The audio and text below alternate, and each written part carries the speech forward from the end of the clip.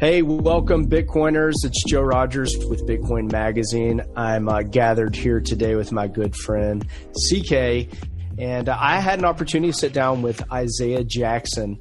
And CK, this was a really cool conversation that I had with him. Did you have a chance to listen to it? Not yet, but I'm excited to listen to the pod when everyone else does. But Isaiah in general is, he's the man. I actually met him at Bitcoin Is in 2019. He handed me his book. He was like, "Hey, I wrote this. I'm trying to help educate people in the Black community about self-ownership in Bitcoin." And I immediately knew that this guy was, had a message that needed to be heard. And I know that he has grown a tremendous amount.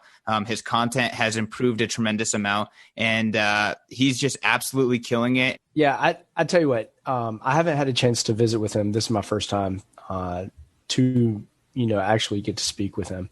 But I picked up a copy of the book myself and read it.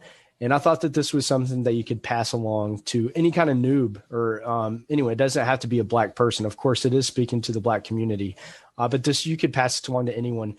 And what's really exciting is he's got volume 2 coming out, and it's going to be, if this is seen as like a 101 version, the next book is going to be the more advanced level where he gets into hodling and securing Bitcoin.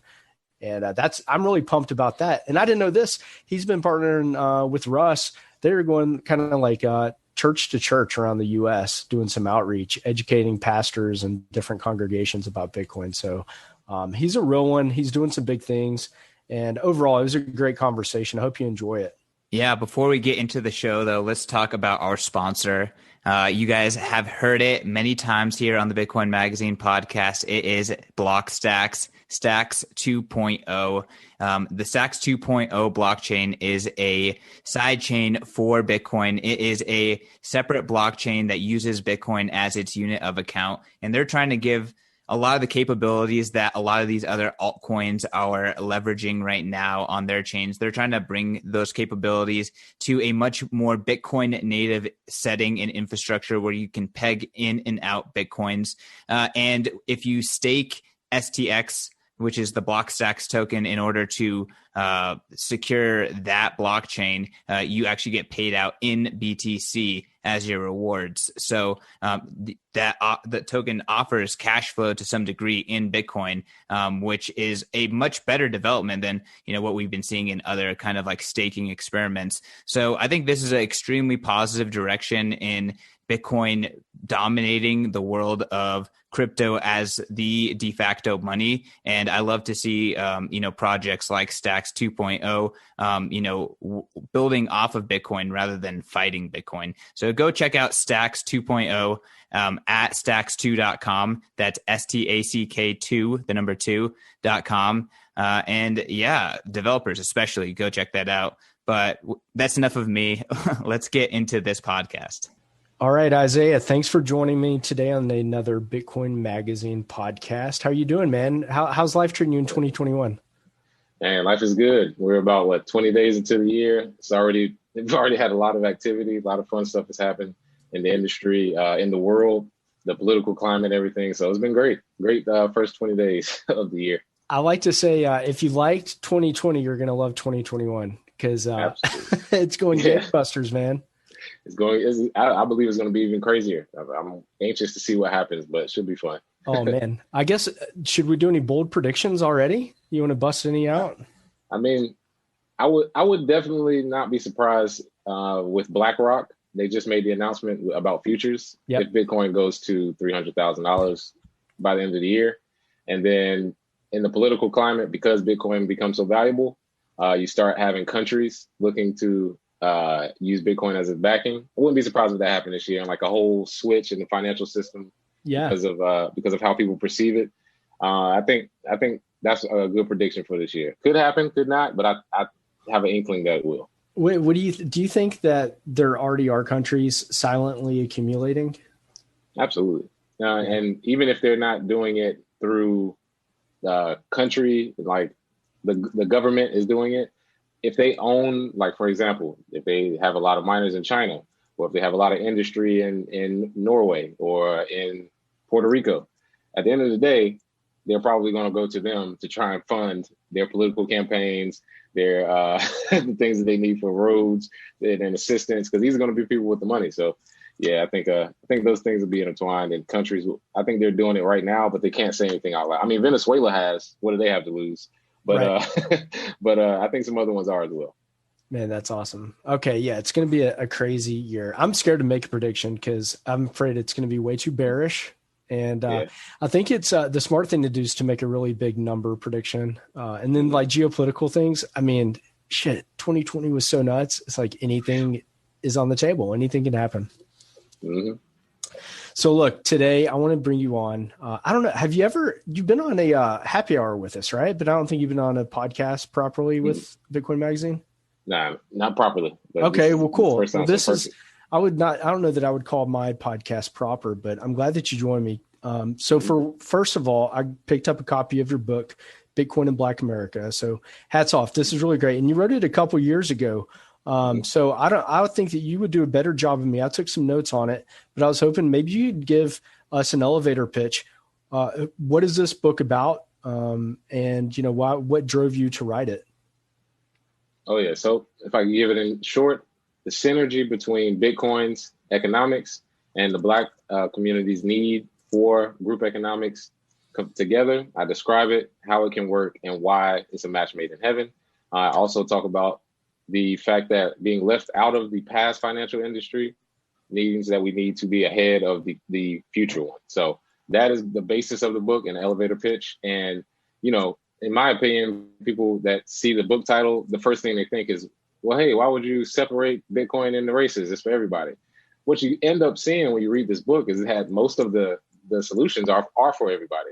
The problem is the things that are directly for Black people, that needs to be written. And that was my goal. So if most of it applies to you, cool. If it applies, let it fly, and if it doesn't, leave it alone. So for most people, when they see that title, they may think, oh, you're leaving out the races, but actually this is for everybody. And I just want to make sure that the Black community has the right message from a true Bitcoiner, not just some guy that made $1 million off Dogecoin one day, So, right. Definitely want to get the correct information. Yeah, I think that one of the quotes that I took down, I'm going to read it for you. I think it kind of complements what you were just saying. If any group should recognize how media can misrepresent you because they feel threatened, it should be the Black community. Bitcoin and Black community are a match made in heaven. So I think that illustrates exactly what you were just saying. I think that the point that you're saying about, having, a shot at the future, being on financial footing moving forward for the Black community. Can you share a little bit of history? Like, how has the Black community in the past not had an equal shot? Absolutely. So the biggest example I can use is that most wealth that was accumulated in this country came from your home, came from real estate, came from land, right? And a lot of the patriots or, people in the army that came back in the early 40s, the GI Bill excluded all but 2% of the GI Bill went to white Americans. Literally 2% was spread to all of the Black Americans who came back. They fought in the same war. They had the same struggles, came back, and they could not get land or get, proper resources to acquire that land. And that was the start of it. So in the 40s, you have a lot of acquisition of land by a lot of white people who then use that land as collateral for other things. Businesses, you can build your own house there, and it goes on from there. So if you start at that point, and then you even have, from that point, banks created redlining. So when white people got this land, they moved around each other. And as soon as a Black person would show up in that neighborhood, the property value instantly went down. Literally, as soon as you moved in, property value went down. So there were people who were racist, and then there were people who weren't even racist. They were just like, I just don't want my property value to go down. Right. That was created by banks. That was a deliberate way to keep Black people in certain areas, which if you look today, a lot of Black neighborhoods, there's a highway straight through it. And as soon as you get off the exit, it's always a Black neighborhood. Or if you go to where the old steel mills are, that's where all Black homes are, because that was deliberate. This is done by the banks. It started early, and those same tactics were used in order to suppress wealth in our economy. So that's the most wealth that you can attain. Another way that it has, hurt us is the loans, business loans, the ability to get personal business loans. We've already seen banks. They just in the book, I started 2012. I don't even go all the way back. You don't even need to. I started 2012 up to 2019, and you can see discrimination, meaning either not getting a loan even though you were qualified, just like a white applicant, or you got the loan, but Black and brown people got paid out because they were getting higher rates than everybody else. So it was a lose-lose. I mean, there was even a story of a lady who she got her house looked at for pricing, and it was like 160,000. And then she took all of her pictures down, so they didn't know that she was Black, and the price was about 50,000 more when they appraised it. So it's like, we've always known that in our community, right. But to the broader audience, I don't think they've realized that. They thought, hey, we all have a shot. We all could just work hard. It's like, not really. There's a lot of factors at play, even things down to insurance. The amount of insurance that white people could get earlier, Black people weren't even allowed to get that amount of insurance. So even if somebody died, you couldn't even benefit there. So all of these things were deliberate things by our government, by people who wanted to have control. And the worst part is they do the same thing to white Americans. They just make it seem like you have a chance to be like them. They're treating you the same way. You just have a little bit more than us. So they use you to be like, well, can't be past us. So we're getting messed over by both either way. So those are a few of the things that have happened to take wealth out. But in order to bring that wealth in, we need an asset like Bitcoin. We need an industry like blockchain or cryptocurrency, down the road that can establish these financial tools that we didn't have access to. Like DeFi, never in the history of America have Black people been able to get a loan just off collateral. It's always been your zip code or what's your history of revenue or, a lot of things that other people do have, but you have to be perfect just to have a shot. So Now that that's gone, all you need is collateral. This is our best chance to win. Free money system, the ability to do what you can. And I'm so happy for the future because nothing can stop it. Pandora's box has been open. Yeah, that's super exciting. A couple weeks ago, maybe months ago, kind of prominent Bitcoiner, Pierre Richard, he was tweeting things like, the central bank is racist. And it was kind of hard for me to wrap my head around at first. But, after I read your book and really started putting one to one together, I mean, systematically they have been. And I think you illustrate it really nicely in this book. So hats off to that. So it sounds like another thing that I gathered from this book was just a lot of the positives that can come from positive feedback loop of keeping Bitcoin in the Black community. And you illustrate in some of the other like minority communities where the money will actually stay within the community and circulate much longer than it does in the Black community. Would you mind touching in on that a little bit and how Bitcoin might help the Black community? Mm-hmm. So group economics is the basis of my argument that the Black community could have that positive feedback loop using something like Bitcoin. And group economics is something that is practiced by a lot of groups. You have in LA, when I lived there, you had Chinatown, you had Koreatown, you had Little Ethiopia, you had Little Mexico, you had, different places around the city where that was a survival tactic. When you come from another country, a lot of people who came in the early 1900s, so, to Ellis Island in New York, Italians, Russians, the reason they were split off, that was a survival tactic to keep your culture and to keep it inherited. The problem is we're the only group of people here that did not migrate. We're not immigrants. We were brought here forcefully. And then there were Black people who were already on the continent as well, but that's another conversation, more Native Americans, but we didn't immigrate. So in our mind, what is successful is doing what we see successful people do. And because white people are perceived as more successful, we don't necessarily see white people practice group economics, not on purpose, not say I'm only going to work with these white people. But what you do see is numbers wise, 99% of VC money goes to white people. Most of the GI Bill went to white people. Most of the money that comes from the Civil Rights Bill, it's 1964, the thing that we supposedly fought so hard for, 1968, we fought so hard for, most of it goes to white women because they are minorities technically. So at the end of the day, even if it's not group economics among white people, that's just how we perceive it. So we're like, we can do the same thing. We can work like an individual and that'll make it better for us. No, we are not in that position. We have to use each other. And that's what I illustrate with group economics. If you have a business, you can employ your kids or your nephews, and you pay for them to go to college. They become the lawyers, the doctors, who then come back into that community. And then they're your lawyer, they're your doctor. This was most prominent in Koreatown. They don't even have their businesses in English because they don't give a shit. If you can't speak their language, we don't need you. That is the point I was trying to make. And I think because we're going into a digital world, we have the opportunity to not only have group economics, maybe brick and mortar stores, but digitally. We can have group economics around the world. I don't have to be in Ghana to send Bitcoin there or to invest in a business via Bitcoin. I don't have to be there. I don't ever have to visit. But that is essentially group economics.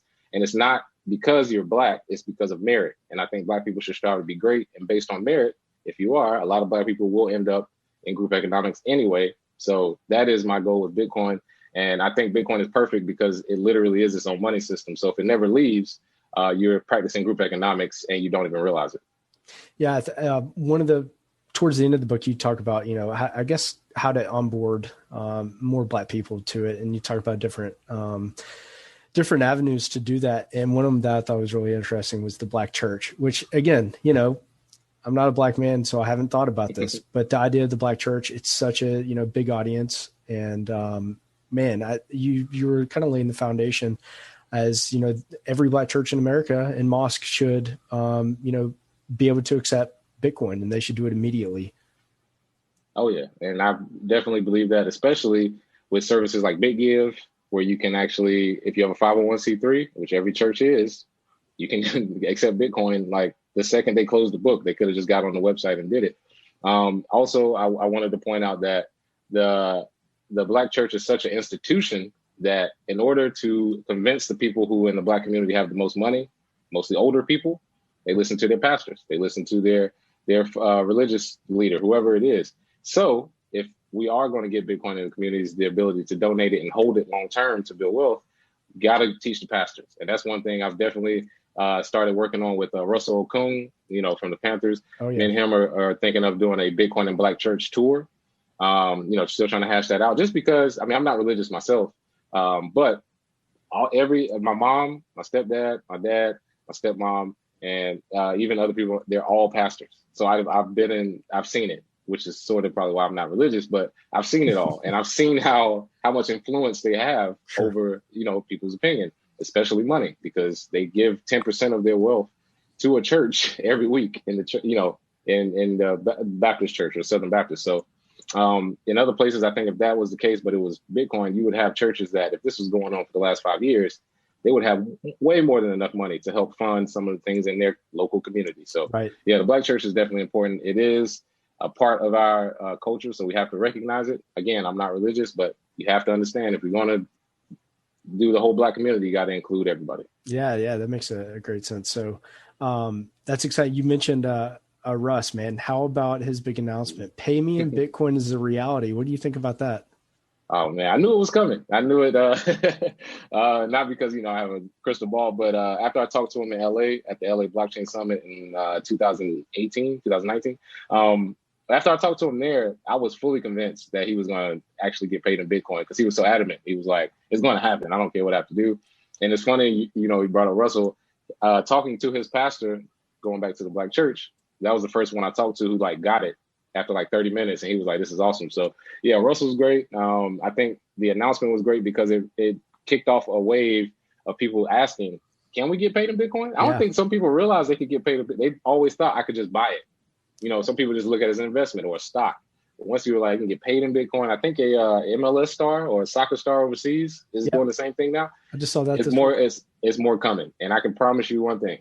If inflation does what I think it's going to do with printing and it becomes more risky to hold a dollar day to day, you're going to have a massive wave of millionaires in the NBA, NFL, just pay me in Bitcoin. I'm not holding dollars because by the end of the season, I don't even have 10% of my wealth anymore. With Bitcoin, at least I have a chance. So that'll be interesting to see. And the Bitcoin standard will definitely be fun to see in the NBA, NFL.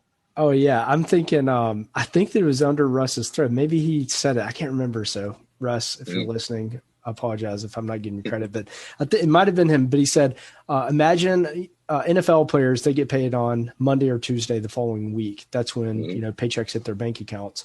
So if you've got this army of NFL players, dollar cost averaging their paychecks on Monday and Tuesday, holy shit, man, you're going to see price pump every Monday. They're going to be taking coin off the market every week. And then that's just NFL. Imagine the other pro athletes and entertainers.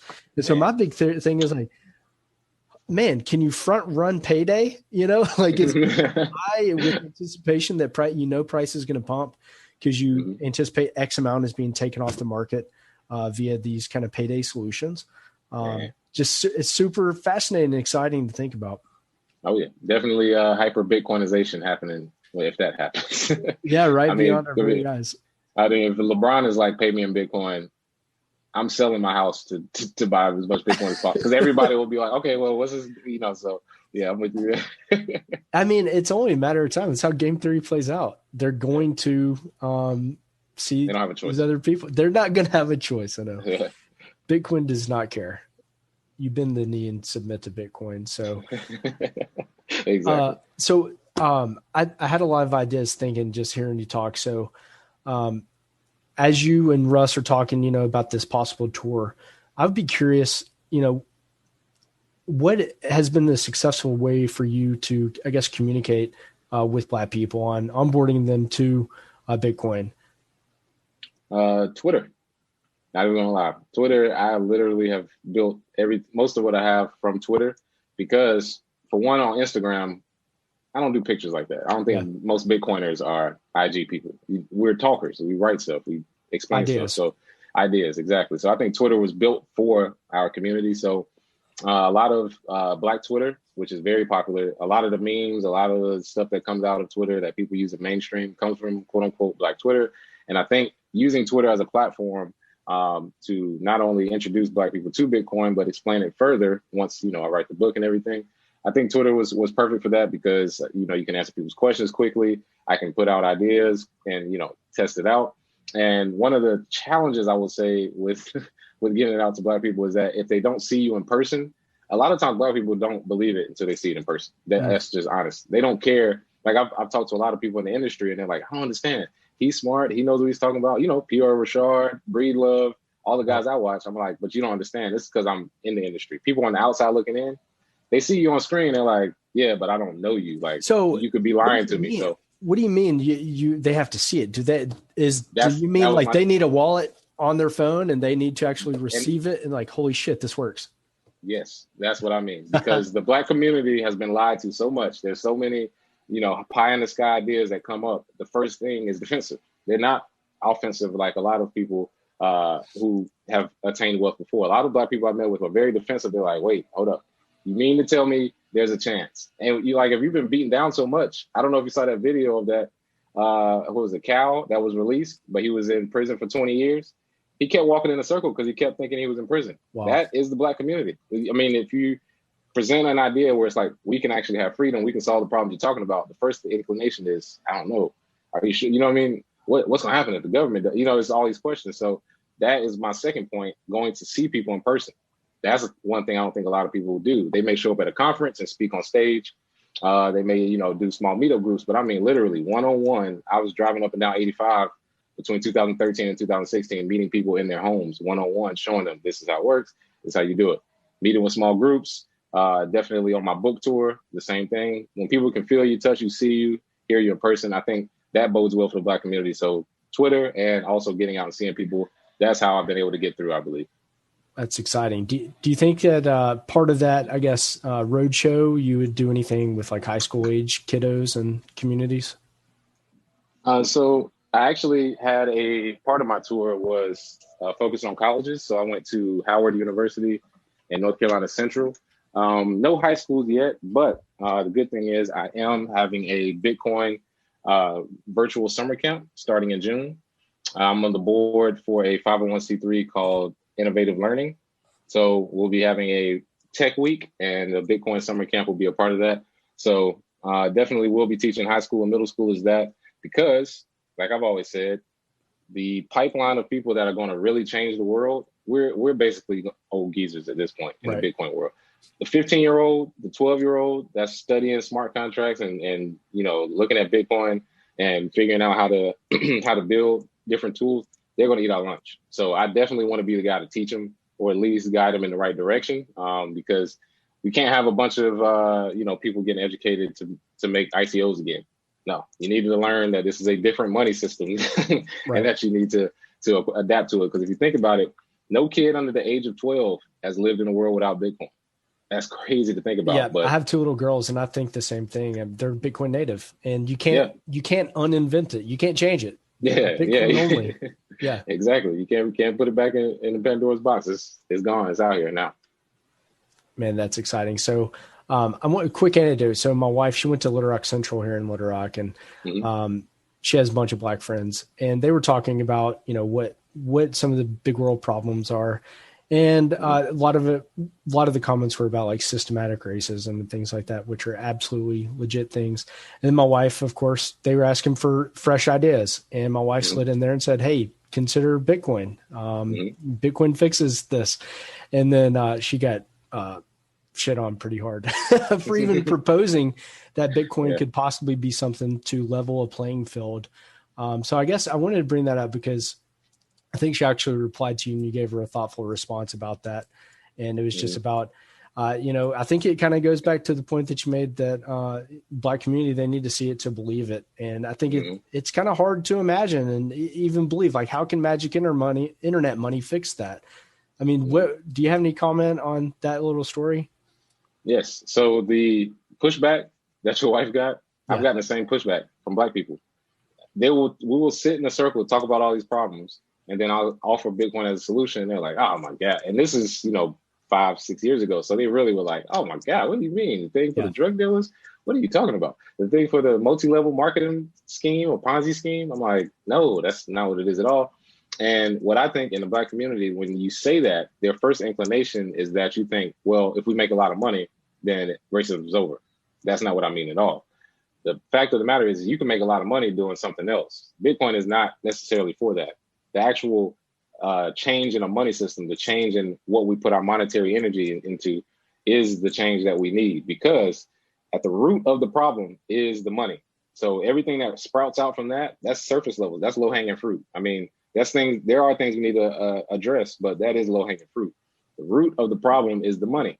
Who controls it? Because if they control the outflow of money, they can literally steal from you quietly with inflation. They can give money to banks and call it trickle down economics, even though you don't feel any trickle at any point, but they can just do what they want. And you're not free. And like even today, I tell people you're a millionaire, but you're still not free. You got limits on how much you can send. You can only do Monday through Friday, 9 to 5 p.m. You're still limited. So as a Black person who would say systemic racism is a problem, I'd be like, what do you think funds that system? Fiat dollars. As soon as you take that away, you don't need a military that's worth trillions. You don't need to fund politicians with thousands. There should be a cap, really, on how much you can fund politicians. 100 apiece at most. It shouldn't matter if you're a millionaire or you Joe Schmo up the street. $100 a piece. You know what I mean? Like with Bitcoin, that's possible because you can basically have these rules where it's like, well, what do we even need politicians for? Like people can't even imagine that because a lot of people talk about systemic racism, will the government solve it? And I always ask, like, Black people was like, at what point do you realize you don't need a government? Like national, federal government? Like why? Like what have they really done for us? Which I think I'm agreeing with you for sure. It's like they're talking about the second and third order effects. But the first principles are the money is the root problem. That's how they derive their power. Exactly. The government and the state, that is. So that's fascinating insight. And once you explain it that way, they start to get it. But if they don't understand Bitcoin, they still think it's just, oh, you can't make enough money to get rid of racism. But it's fine. I'll get the message out plenty and we'll be fine. I think you've got a pretty solid pitch. I can tell you've been doing it for many years. Very concise. I think I noticed volume 2 is coming out for your book. Is it going to be the same title, just volume 2, or what's the game plan on the next chapter, if you will? Absolutely. So it's a completely different book, but it is the same name, volume 2. Just took it up a notch. In 2021, we could not afford to still be content with people saying, "Hey, yeah, I got Bitcoin on Coinbase." I got, you don't. That's basically like most of the Black community that just got in. They're like, well, I got some on Coinbase, or I got some shit coin on whatever. Okay, whatever, something. So that's not enough. So if Bitcoin in Black America was a 100 level course, this is more like a 200 level, taking it up a level. How do you run your own node? How do you create a private wallet? How do you save your keys so that if somebody passes, you can pass it down in your will? Wow. How do you deal with it with divorce and marriage? How can you make and earn money in this market without trading? Because that's another big thing with Black people. I try to explain when they get into this market, you're not a trader. 98% of traders lose over a 10-year span, net fees. So you're not a trader. 99.9% of Bitcoin's history, everybody's in profit.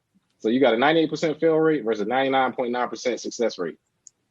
Choose what you want, but I'm going with the Bitcoin side. And I tell people that, and in the book, I give them 8 ways to earn Bitcoin. You don't have to be a trader to earn Bitcoin. You can use what you already have to get what you want. So that's in the book as well. I talk about dollar cost averaging strategies. I talk about businesses and taxes that are required to that. So it's a higher level of thinking. It's like, okay, well, Bitcoin's an industry. What do I do to attain it? And also, how can it benefit us? I also write about over 20 different countries, because I think the day will come where a lot of Black people may have to leave the U.S. if they're in the Bitcoin and crypto world in order to get the recognition or maybe the community that they deserve. So I write about those, and I go into Bitcoin as reparations. I'm not big for asking anybody for anything, but if you want something along those lines, just take them. Just get Bitcoin and wait. And I explain that in full. Like it's so easy, it's complicated, because people think there has to be this long fight with the government to take it back. It's like, well, why don't you just own an asset that they're going to funnel money into? They're going to print money and give it to you. It's very simple. So talk about Bitcoin as reparations. A lot of the second book is definitely higher level. And I want people to understand that this is here to stay. And this is probably my last book for at least 10 years. So, how long have you been, like, when you wrote the first book, did you know immediately, like, there's going to be a volume 2?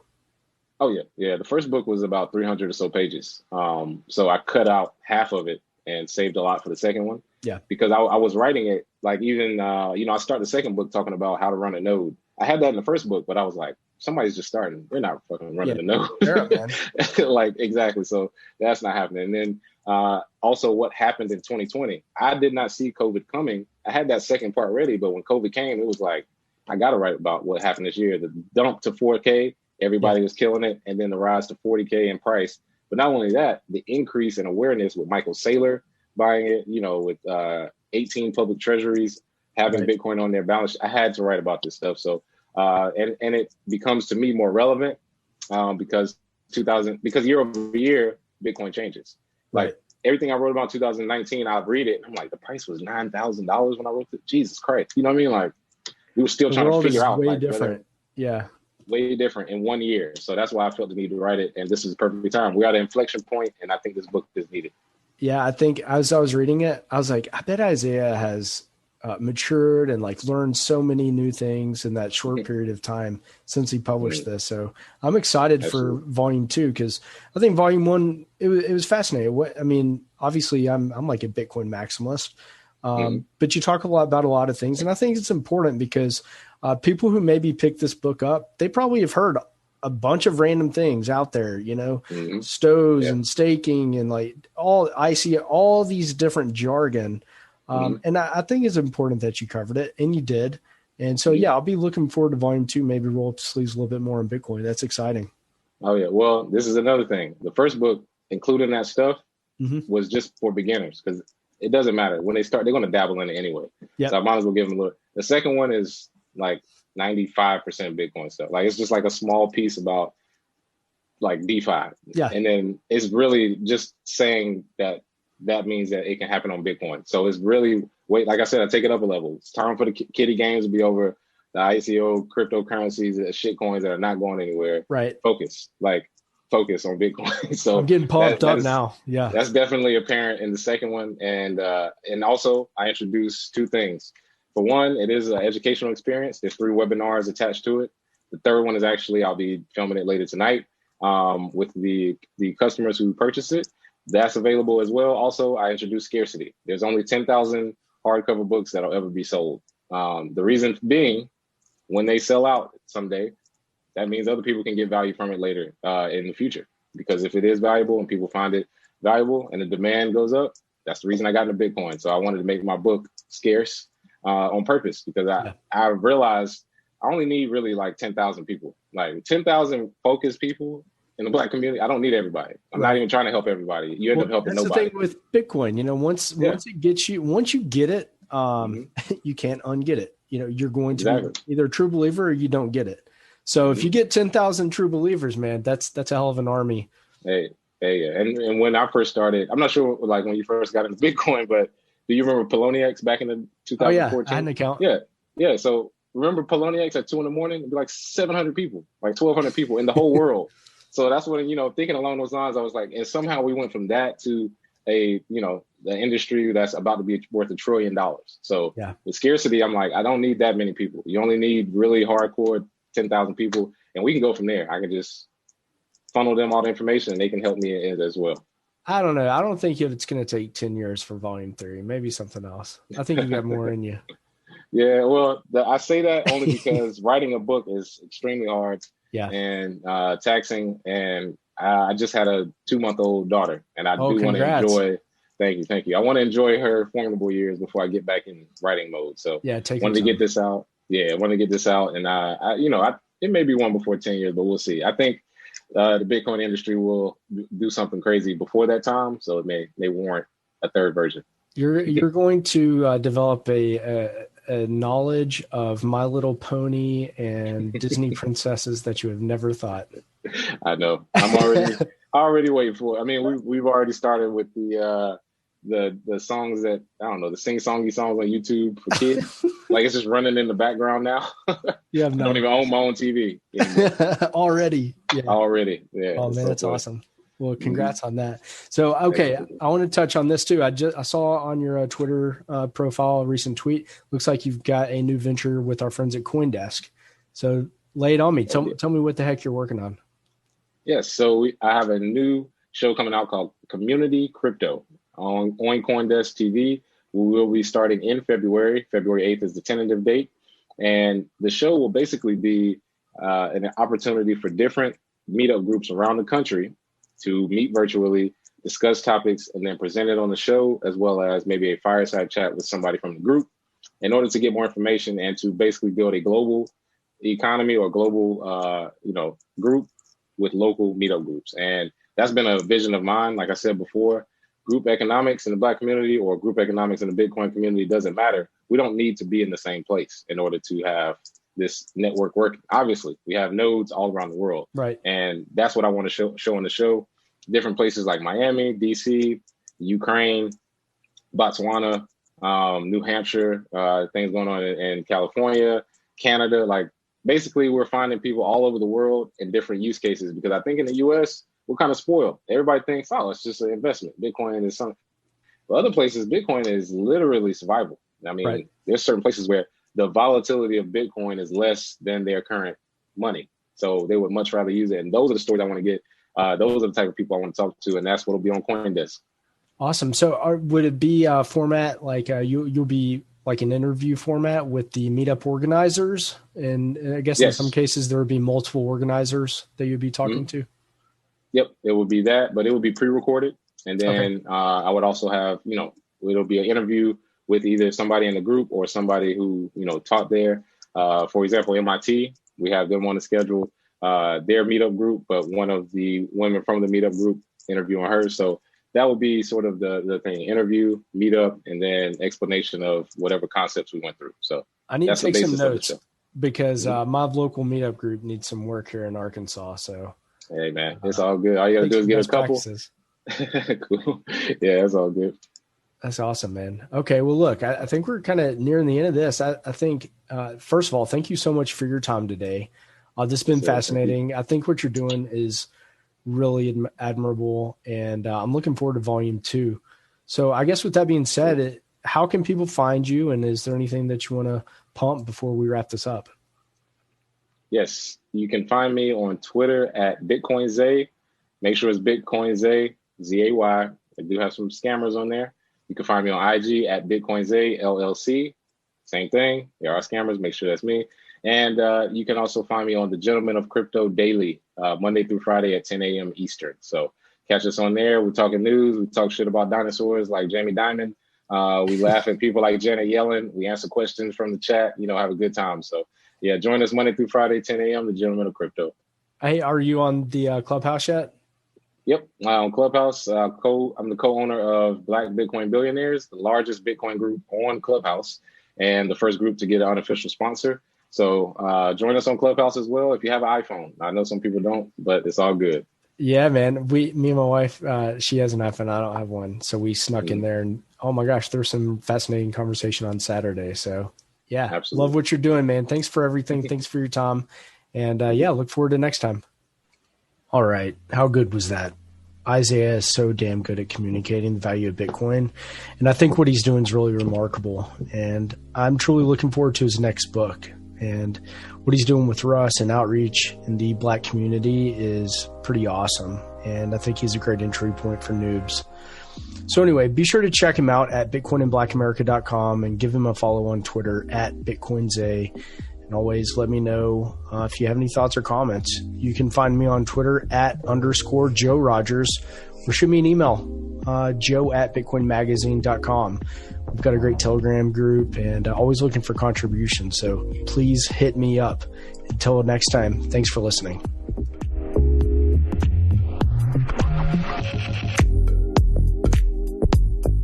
A quick reminder that all of the content in this episode is for informational and entertainment purposes only. You should not construe the information as legal, tax, investment, financial, or any other advice. Nothing contained in this presentation constitutes a solicitation, recommendation, or offer by BTC Media, the Let's Talk Bitcoin podcast network, or any third-party service provider to buy or sell securities or any other financial instruments. Do your own research.